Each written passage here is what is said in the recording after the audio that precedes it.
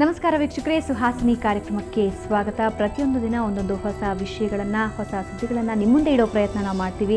ಇವತ್ತಿನ ಸುಹಾಸಿನಿಯಲ್ಲಿ ಒಂದು ವಿಶೇಷ ವಿಷಯ ಇದೆ. ಸಾಮಾನ್ಯವಾಗಿ ದೈಹಿಕ ತೊಂದರೆಗಳಾದಾಗ ನಾವು ಹೋಗೋದು ಹಾಸ್ಪಿಟಲ್ಗಳಿಗೆ. ಅಲ್ಲಿ ಸಿಗುವಂತಹ ಮದ್ದುಗಳ ಮೂಲಕ ನಮ್ಮ ರೋಗವನ್ನು ನಿವಾರಣೆ ಮಾಡ್ಕೊಳ್ಳೋ ಪ್ರಯತ್ನ ಮಾಡ್ತೀವಿ. ಆದರೆ ಪ್ರಕೃತಿಯಲ್ಲಿ ಹಲವಾರು ರೀತಿಯ ಚಿಕಿತ್ಸೆ ಇದೆ. ಅಂತಹದ್ದೇ ಒಂದು ವಿಭಿನ್ನ ಚಿಕಿತ್ಸೆಯ ಬಗ್ಗೆ ಇವತ್ತು ಹೇಳ್ತಾ ಇದ್ದೀವಿ. ಅದೇನು ಅಂತ ತಿಳ್ಕೊಳ್ಳೋಣ. ಇದೇ ಇವತ್ತಿನ ಸುಹಾಸಿನಿ ವಿಶೇಷ. Once again welcome to the show. ನಾನು ಭಾವನಾ.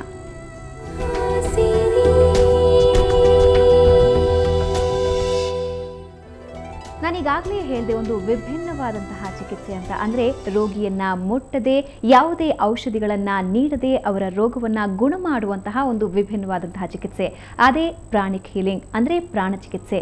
ಈ ಚಿಕಿತ್ಸೆಯ ಮೂಲಕ ಎಲ್ಲ ರೀತಿಯ ರೋಗಗಳನ್ನು ನಿವಾರಣೆ ಮಾಡಬಹುದು ಅಂತ ಹೇಳಲಾಗುತ್ತೆ.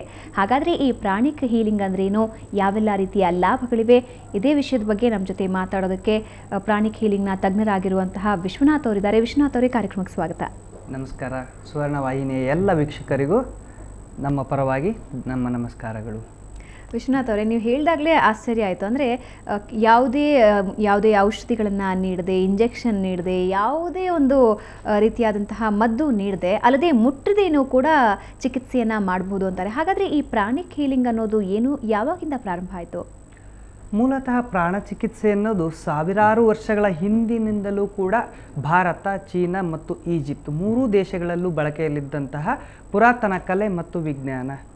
ಇದರಲ್ಲಿ ಯಾವುದೇ ಔಷಧಿಯನ್ನು ಬಳಸದೇನೆ, ರೋಗಿಯನ್ನು ಮುಟ್ಟದೇನೆ, ಪ್ರಕೃತಿಯಲ್ಲಿರ್ತಕ್ಕಂತಹ ಪ್ರಾಣಶಕ್ತಿಯನ್ನು, ಪ್ರಕೃತಿಯ ಮೂಲಗಳಾದ ಭೂಮಿ, ವಾಯು ಮತ್ತು ಸೂರ್ಯನಿಂದ ಶಕ್ತಿಯನ್ನು ಸ್ವೀಕಾರ ಮಾಡಿಕೊಂಡು ರೋಗಿಗಳ ಶರೀರಕ್ಕೆ ವರ್ಗಾವಣೆ ಮಾಡುವಂತಹ ವಿಧಾನವೇ ಯೋಗವಿದ್ಯಾ ಪ್ರಾಣ ಚಿಕಿತ್ಸೆ ಆಗಿದೆ. ಈ ಒಂದು ಯೋಗವಿದ್ಯಾ ಪ್ರಾಣ ಚಿಕಿತ್ಸೆ ಬಳಕೆಯಲ್ಲಿತ್ತು ಅನ್ನೋದಕ್ಕೆ ನಮಗೆ ಕೃಷ್ಣಾವತಾರದಲ್ಲಿ ಕಥೆ ಇದೆ, ಯೇಸುವಿನ ಕಾಲದಲ್ಲೂ ಕಥೆಗಳಿದ್ದಾವೆ.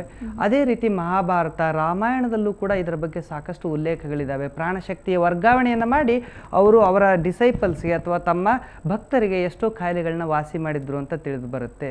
ಈ ಯೋಗವಿದ್ಯಾ ಪ್ರಾಣ ಚಿಕಿತ್ಸೆಯಲ್ಲಿ ಪ್ರಾಣಶಕ್ತಿಯನ್ನು ಯಾವ ರೀತಿ ನಾವು ಪ್ರಕೃತಿಯ ಮೂಲಗಳಿಂದ ಸ್ವೀಕಾರ ಮಾಡೋದು ಮತ್ತು ಅದನ್ನ ವರ್ಗಾವಣೆ ಮಾಡೋದು ಹೇಗೆ ಅನ್ನೋದನ್ನು ಅಭ್ಯಾಸ ಮಾಡ್ತೀವಿ. ಇದೊಂದು ಪರಿಸರ ಸ್ನೇಹಿ, ಯಾವುದೇ ಔಷಧಿನೂ ಬೇಕಾಗಿಲ್ಲ, ರೋಗಿಯನ್ನು ಮುಟ್ಟದೇನೆ ಸರಳವಾಗಿ ಪ್ರತಿಯೊಬ್ಬರೂ ಕೂಡ ತಮ್ಮ ಜ್ಞಾನದ ಮೂಲಕ ಆ ಶಕ್ತಿಯನ್ನು ಸ್ವೀಕಾರ ಮಾಡಿಕೊಂಡು ಎಲ್ಲ ತರಹದ ಕಾಯಿಲೆಗಳಿಗೆ ಚಿಕಿತ್ಸೆ ಮಾಡೋದನ್ನು ಅಭ್ಯಾಸ ಮಾಡ್ತೀವಿ. ಓಕೆ, ಈಗ ಪ್ರಾಣಿಕ್ ಹೀಲಿಂಗ್ ಅಂತಾನೆ ಯಾಕೆ ಇದಕ್ಕೆ ಹೆಸರು? ಅಂದರೆ ಇದರಲ್ಲಿ ಪ್ರಾಣ ಚಿಕಿತ್ಸೆ ಅಂತಾರೆ. ಈ ಪ್ರಾಣ ಅಂದರೆ ಏನು? ಓಕೆ, ಈ ಪ್ರಾಣ ಚಿಕಿತ್ಸೆಯಲ್ಲಿ ಮುಖ್ಯವಾಗಿ ನಾವು ಪ್ರಾಣಶಕ್ತಿಯನ್ನು, ಪ್ರಕೃತಿಯಲ್ಲಿ ಹೇರಳವಾಗಿರ್ತಕ್ಕಂಥ ಪ್ರಾಣಶಕ್ತಿಯನ್ನು ಉಪಯೋಗಿಸೋದ್ರಿಂದ ಪ್ರಾಣ ಚಿಕಿತ್ಸೆ ಅಥವಾ ಪ್ರಾಣಿಕ್ ಹೀಲಿಂಗ್ ಅಥವಾ ಪ್ರಾಣ ಚೈತನ್ಯ ಚಿಕಿತ್ಸೆ ಅಂತ ಹೇಳಿ ಇದನ್ನು ಕರೀಲಿಕ್ಕಾಗ್ತದೆ. ಪ್ರಾಣ ಅಂದರೆ ಏನು? ಮೂಲತಃ ನಿಮಗೆ ಗೊತ್ತಿರ್ಬೋದು, ಈಗ ವೀಕ್ಷಕರೆಲ್ಲ ಟಿ ವಿ ನೋಡ್ತಾ ಇದ್ದಾರೆ. ಅವ್ರು ಟಿ ವಿ ನೋಡಬೇಕಾದ್ರೆ ಅವರಿಗೆ ಮನೇಲಿ ಎಲೆಕ್ಟ್ರಿಸಿಟಿ ಇರಲೇಬೇಕು. ವಿದ್ಯುತ್ ಶಕ್ತಿ ಇಲ್ಲದೆ ಇದ್ದರೆ ಅವ್ರು ಟಿ ವಿ ನೋಡೋಕ್ಕಾಗೋದಿಲ್ಲ. ಅದೇ ರೀತಿ ನಿಮ್ಮ ವಾಹನಗಳು ಸ್ಟಾರ್ಟಾಗಿ ಮುಂದಕ್ಕೆ ಹೋಗಬೇಕಾದ್ರೆ ಅದಕ್ಕೆ ಇಂಧನ ಬೇಕಾಗ್ತದೆ. ನಿಮ್ಮ ಮನೇಲಿ ಒಂದು ದೀಪ ಉರಿಬೇಕಾದ್ರೆ, ಹತ್ತಬೇಕಾದ್ರೆ ಅದಕ್ಕೊಂದು ಇಂಧನ ಬೇಕು ಅಥವಾ ಎಣ್ಣೆ ಬೇಕೇ ಬೇಕಲ್ವ. ಅದೇ ತರಹ ನಮ್ಮ ಶರೀರ ಜೀವಂತವಾಗಿರಬೇಕಾದ್ರೆ ಏನು ಬೇಕು? ಪ್ರಾಣಶಕ್ತಿ ಬೇಕೇ ಬೇಕು. ಎಲ್ಲಿ ತನಕ ಪ್ರಾಣಶಕ್ತಿ ಈ ಶರೀರದಲ್ಲಿದೆಯೋ ನಾವು ಜೀವಂತವಾಗಿರ್ತೀವಿ. ಪ್ರಾಣಶಕ್ತಿ ಹೊರಟೋದ್ಮೇಲೆ ನಾವು ಶವ ಆಗಿಬಿಡ್ತೀವಿ. ಯಾವ ಶಕ್ತಿ ನಮ್ಮ ಶರೀರವನ್ನು ಜೀವಂತವಾಗಿಡುತ್ತೋ ಮತ್ತು ಆರೋಗ್ಯವಾಗಿಡೋದಕ್ಕೆ ಸಹಾಯ ಮಾಡುತ್ತೋ ಆ ಮೂಲ ಶಕ್ತಿಯನ್ನು ಪ್ರಾಣ ಚಿಕಿತ್ಸೆಯಲ್ಲಿ ನಾವು ಬಳಸ್ಕೊಳ್ಳೋದ್ರಿಂದ ಇದಕ್ಕೆ ಪ್ರಾಣ ಚಿಕಿತ್ಸೆ ಅಂತ ಹೇಳಿ ಕರಿತೀವಿ. ಪ್ರಾಣ ಅನ್ನೋದು ಸಂಸ್ಕೃತ ಶಬ್ದದ ಪದ. ಇದನ್ನು ಚೀನಾದಲ್ಲಿ ಚಿ ಅಂತ ಕರೀತಾರೆ, ಪಾಲಿನೇಷನ್ನಲ್ಲಿ ಮಾನ ಅಂತ ಹೇಳಿ ಕರೀತಾರೆ, ಗ್ರೀಕ್ನಲ್ಲಿ ನ್ಯೂಮಾ ಅಂತ ಹೇಳಿ ಕರೀತಾರೆ. ಇವೆಲ್ಲದರ ಅರ್ಥ ಜೀವದ ಉಸಿರು, ಜೀವಶಕ್ತಿ ಅಥವಾ ವೈಟಲ್ ಎನರ್ಜಿ ಅಂತ ಕೂಡ ಆಗುತ್ತೆ. ಯಾರಾದರೂ ಕೂಡ ಸರಳ ಜ್ಞಾನ ಇರ್ತಕ್ಕಂಥವ್ರು ಈ ಪ್ರಾಣಶಕ್ತಿ ಇದೆ, ಅದನ್ನ ಯಾವ ರೀತಿಯಲ್ಲಿ ನಾವು ಅನುಭವ ಮಾಡ್ಬೋದು ಅನ್ನೋದಕ್ಕೆ ಒಂದು ಸಣ್ಣ ಪ್ರಯೋಗವನ್ನು ಮಾಡಿ ನಾವು ಅನುಭವ ಕೂಡ ಮಾಡಬಹುದು. ಸೊ ವೀಕ್ಷಕರು, ನಿಮ್ಮ ನಾಲಿಗೆ ಇರುತ್ತಲ್ವ, ಅದನ್ನ ಮೇಲನ ಅಂಗುಳಕ್ಕೆ ತಾಗಿಸ್ಬೇಕು ಅಂತ ಹೇಳ್ತೀವಿ. ನಾಲಿಗೆಯನ್ನು ಮೇಲಂಗಳಕ್ಕೆ ತಾಗಿಸೋದು. ನಂತರದಲ್ಲಿ ನಿಮ್ಮ ಹಸ್ತದ ಮಧ್ಯಭಾಗವನ್ನು ಪ್ರೆಸ್ ಮಾಡಿ, ಅದೇ ತರಹ ಬೆರಳಿನ ತುದಿಗಳನ್ನು ಪ್ರೆಸ್ ಮಾಡಿ. ಹೀಗೆ ಅವರ ಕೈಯ ಎಲ್ಲ ಬೆರಳಿನ ತುದಿಗಳನ್ನು ಮೊದಲು ಪ್ರೆಸ್ ಮಾಡಬೇಕು.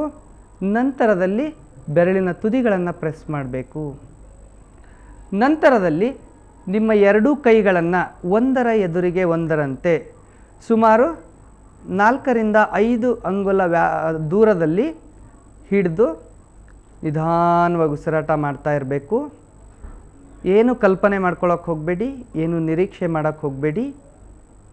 ನಿಮ್ಮ ಕೈಗಳ ಮೇಲೆ ಗಮನ ಇರಲಿ, ಬೆರಳುಗಳ ತುದಿಗಳ ಮೇಲೆ ಗಮನ ಇರಲಿ.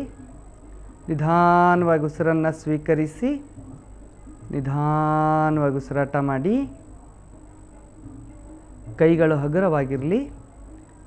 ಮತ್ತೊಂದು ಸಾರಿ ನಿಧಾನವಾಗಿ ಉಸಿರನ್ನು ಸ್ವೀಕರಿಸಿ ನಿಧಾನವಾಗಿ ಉಸಿರನ್ನು ಹೊರಗಡೆ ಬಿಡಿ. ಈಗ ಯಾವುದೇ ಹೆಚ್ಚಿನ ಶಕ್ತಿಯನ್ನು ಉಪಯೋಗ ಮಾಡದೇನೆ ನಿಮ್ಮ ಎರಡೂ ಕೈಗಳನ್ನು ನಿಧಾನವಾಗಿ ಹತ್ತಿರ ತಗೊಂಡು ಹೋಗೋದಕ್ಕೆ ಪ್ರಯತ್ನ ಮಾಡಿ. ಹಾಗೆ ಇನ್ನೂ ಹತ್ತಿರ ತಗೊಂಡು ಹೋಗೋಕ್ಕಾಗುತ್ತಾ ಪ್ರಯತ್ನ ಮಾಡಿ. ಹಾಗೆ ಸ್ವಲ್ಪ ದೂರ ತಗೊಂಡು ಹೋಗಿ. ನಿಮ್ಮ ಕೈಗಳ ಮಧ್ಯಭಾಗದಲ್ಲಿ ಬೆರಳುಗಳ ತುದಿಗಳಲ್ಲಿ ಏನು ಅನುಭವ ಆಗ್ತಾ ಇದೆ ಅನ್ನೋದನ್ನು ಗಮನಿಸಿ. ಹಾಗೆ ಇನ್ನೂ ಹತ್ತಿರ ತಗೊಂಡು ಹೋಗಿ. ಹಿಂದಕ್ಕೆ ತಗೊಂಡು ಹೋಗೋದಕ್ಕೆ ಪ್ರಯತ್ನ ಮಾಡಿ.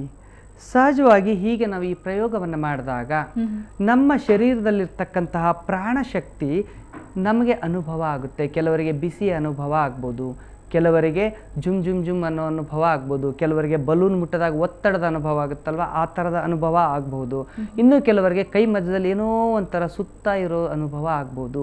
ಇದೇ ಪ್ರಾಣಶಕ್ತಿ ನಿಮ್ಮ ಶರೀರದಲ್ಲೂ ಇದೆ, ಪ್ರಕೃತಿಯ ಎಲ್ಲದಲ್ಲೂ ಮೂಲದಲ್ಲೂ ಇದೆ.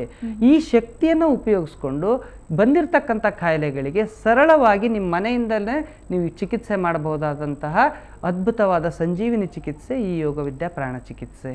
ಅಂದರೆ ಇದು ಯಾವ ರೀತಿ ಮನುಷ್ಯನ ದೇಹದ ಮೇಲೆ ಪರಿಣಾಮ ಬರುತ್ತೆ? ಯಾಕೆಂದರೆ ಒಬ್ಬ ವ್ಯಕ್ತಿಗೆ ಯಾವುದೇ ಮದ್ದನ್ನು ಒಳಗೆ ತಗೊಳ್ಳೋಕ್ಕಾಗದೆ, ಯಾವುದನ್ನು ತಗೊಳ್ದೇನೆ ಇಡೀ ಒಂದು ರೋಗವನ್ನು ನಿವಾರಣೆ ಮಾಡಬಹುದು ಅಂದರೆ ನಿಜವಾಗಿಯೂ ಅದ್ಭುತ ಅನ್ಸುತ್ತೆ. ಅದು ಯಾವ ರೀತಿ ವರ್ಕ್ ಮಾಡುತ್ತೆ? ಓಕೆ, ಮೆಡಿಕಲ್ ಸಿಸ್ಟಮ್ ಮತ್ತು ಪ್ರಾಣಿಕ್ ಹೀಲಿಂಗ್. ಡಾಕ್ಟ್ರ್ ಏನು ಮಾಡ್ತಾರೆ ಅಂದರೆ ನಮ್ಮ ಶರೀರ ಕಣ್ಣಿಗೆ ಕಾಣ್ತಕ್ಕಂತಹ ಈ ಶರೀರಕ್ಕೆ ಚಿಕಿತ್ಸೆಯನ್ನು ಮಾಡ್ತಾರೆ. ಒಂದು ಕಂಪ್ಯೂಟರ್ನ ಎಕ್ಸಾಂಪಲ್ ತೊಗೊಳ್ಳಿ. ಕಂಪ್ಯೂಟರಲ್ಲಿ ಮಾನಿಟರ್ ಇರುತ್ತೆ, ಕೀಬೋರ್ಡ್ ಇರುತ್ತೆ, ಮೌಸ್ ಇರುತ್ತೆ, CPU ಇರುತ್ತೆ, ಇನ್ನು ಹಾರ್ಡ್ವೇರ್ ಅಂತ ಕರಿತೀವಿ. ಅದೇ ಥರ ನಮ್ಮ ಶರೀರದಲ್ಲಿ ಏನಿದೆಯಲ್ಲ, ಕಣ್ಣು, ಮೂಗು, ಕಿವಿ, ಹೃದಯ, ಹೊಟ್ಟೆಯಲ್ಲಿರ್ತಕ್ಕಂಥ ಎಲ್ಲ ಅಂಗಾಂಗಗಳು, ಇದೆಲ್ಲದೂ ಕೂಡ ಹಾರ್ಡ್ವೇರ್. ಸೊ ಒಂದು ಹೊಸ ಕಂಪ್ಯೂಟರ್ನ ತಂದು ನೀವು ಇನ್ಸ್ಟಾಲ್ ಮಾಡಿ ಆನ್ ಮಾಡೋಕ್ಕೆ ಹೋಗಿ ಪ್ರಯತ್ನ ಮಾಡಿ, ಆನ್ ಆಗೋದೇ ಇಲ್ಲ. ಆ ಕಂಪ್ಯೂಟರ್ ಆನ್ ಆಗಬೇಕಾದ್ರೆ ನಾವು ಆಪರೇಟಿಂಗ್ ಸಿಸ್ಟಮ್ ಅಂತ ಕರಿತೀವಿ, ಆ ಸಾಫ್ಟ್ವೇರನ್ನು ಇನ್ಸ್ಟಾಲ್ ಮಾಡಬೇಕು. ಸಾಫ್ಟ್ವೇರ್ನ ಇನ್ಸ್ಟಾಲ್ ಮಾಡಿದಾಗ ಕಂಪ್ಯೂಟರ್ ಕೆಲಸ ಮಾಡೋಕ್ಕೆ ಸ್ಟಾರ್ಟ್ ಮಾಡುತ್ತೆ. ಅದೇ ತರಹ ನಿಮ್ಮ ಶರೀರ ಎಲ್ಲ ಇದ್ದರೂ, ಎಲ್ಲದ ಅಂಗಾಂಗಗಳು ಇದ್ದಾಗಲೂ ಕೂಡ ಅದರಲ್ಲಿ ಕೇವಲ ಪ್ರಾಣಶಕ್ತಿ ಇಲ್ಲದೇ ಇದ್ದರೆ ಅದು ಶವ ಅನ್ಸ್ಕೊಂಡ್ಬಿಡುತ್ತೆ. ಸೊ ಈ ಪ್ರಾಣ ಅನ್ನೋದು ಸಬ್ಟಲ್ ಎನರ್ಜಿ ಮೆಡಿಸನ್ ಅಂತ ಹೇಳ್ಬೋದು, ಅಥವಾ ಇದು ಒಂದು ನಮ್ಮ ಶರೀರ ಇಡಲಿಕ್ಕೆ ಬೇಕಾಗಿರ್ತಕ್ಕಂತಹ ಮೂಲ ಇಂಧನ ಅಂತ ಹೇಳಿದರೂ ತಪ್ಪಾಗಲಿಕ್ಕಿಲ್ಲ. ಈ ಚಿಕಿತ್ಸೆಯಲ್ಲಿ ನಾವೇನು ಮಾಡ್ತೀವಿ ಅಂದರೆ ಈ ಶರೀರಕ್ಕೆ ಹೊರತಾಗಿ ಇರತಕ್ಕಂತಹ ಇನ್ನೊಂದು ಕಣ್ಣಿಗೆ ಕಾಣದೇ ಇರತಕ್ಕಂತಹ ಅಗೋಚರ ಚೈತನ್ಯ ಶರೀರದ ಬಗ್ಗೆ ಮಾತಾಡ್ತೀವಿ. ಇದಕ್ಕೆ ಪ್ರಭಾವಲಯ, ಪ್ರಭಾವಳಿಗಳು, ಆರಾಸ್, ಡಬಲ್ ಎಥಿರಿಕ್ಸ್, ಬಯೋಪ್ಲಾಸ್ಮಿಕ್ ಬಾಡಿ ಅಂತ ಕೂಡ ಕರೀತಾರೆ. ಕಿರ್ಲಿಯನ್ ಫೋಟೋಗ್ರಫಿಯಲ್ಲಿ ಕೇವಲ ನಿಮ್ಮ ಕೈ ಬೆರಳುಗಳ ತುದಿಗಳನ್ನು ಕೊಟ್ಟರೆ ಇಡೀ ಪ್ರಭಾವಲಯದ ಚಿತ್ರವನ್ನು ತೋರಿಸುತ್ತೆ. ಆ ಪ್ರಭಾವಲಯದಲ್ಲಿ ಎಲ್ಲೆಲ್ಲಿ ನ್ಯೂನತೆಗಳಿರುತ್ತೆ, ಅದು ಶರೀರದ ಮೇಲೆ ಹೇಗೆ ಪರಿಣಾಮ ಬೀರುತ್ತೆ ಅನ್ನೋದನ್ನು ಅಭ್ಯಾಸ ಮಾಡ್ತೀವಿ. ಈ ಒಂದು ಪ್ರಾಣ ಚಿಕಿತ್ಸೆ ಅನುರೂಪತೆಯ ತತ್ವದ ಮೇಲೆ ಕೆಲಸ ಮಾಡುತ್ತೆ. ಅಂದರೆ ಪ್ರಿನ್ಸಿಪಲ್ ಆಫ್ ಕರೆಸ್ಪಾಂಡೆನ್ಸ್ ಅಂತ ಕರಿತೀವಿ. ಈ ಶರೀರ ಹೇಗಿದೆಯೋ ಹಾಗೆ ಪ್ರಭಾವಲಯ ಇದೆ, ಅಲ್ಲಿ ಎಫೆಕ್ಟ್ ಆಗಿರೋದು ನಿಮ್ಮ ಶರೀರದ ಮೇಲೆ ಎಫೆಕ್ಟ್ ಆಗುತ್ತೆ. ಅದೇ ಥರ ಅಲ್ಲಿ ಚಿಕಿತ್ಸೆ ಮಾಡಿದರೆ ನಿಮ್ಮ ಶರೀರದ ಮೇಲೂ ಚಿಕಿತ್ಸೆ ಆಗುತ್ತೆ ಅನ್ನೋದು ಈ ಒಂದು ಪ್ರಾಣ ಚಿಕಿತ್ಸೆಯ ತತ್ವ. ಓಕೆ, ಇದ್ರ ಬಗ್ಗೆ ನಿಮ್ಮ ಜೊತೆ ಇನ್ನಷ್ಟು ಮಾತಾಡ್ತೀನಿ. ವೀಕ್ಷಕರೇ, ನಿಜವಾಗಿಯೂ ಆಶ್ಚರ್ಯ ಅನಿಸುತ್ತೆ. ಯಾವುದೇ ಮದ್ದು ಕೊಡೋ ಅವಶ್ಯಕತೆ ಇಲ್ಲ, ಎಲ್ಲೂ ಅಡ್ಮಿಟ್ ಆಗೋ ಅವಶ್ಯಕತೆ ಇಲ್ಲ. ದೇಹದ ರೋಗವನ್ನು ಈ ಪ್ರಾಣಿಕ್ ಹೀಲಿಂಗ್ ಮೂಲಕ ನಿವಾರಣೆ ಮಾಡ್ಕೋಬಹುದು. ಇದನ್ನು ಸಾಮಾನ್ಯರು ಕೂಡ ಕಲ್ತ್ಕೋಬಹುದು. ಹೇಗೆ ಅಂತ ತಿಳ್ಕೋಣ. ಅದಕ್ಕೂ ಮುಂಚೆ ಒಂದು ಚಿಕ್ಕ ಬ್ರೇಕ್.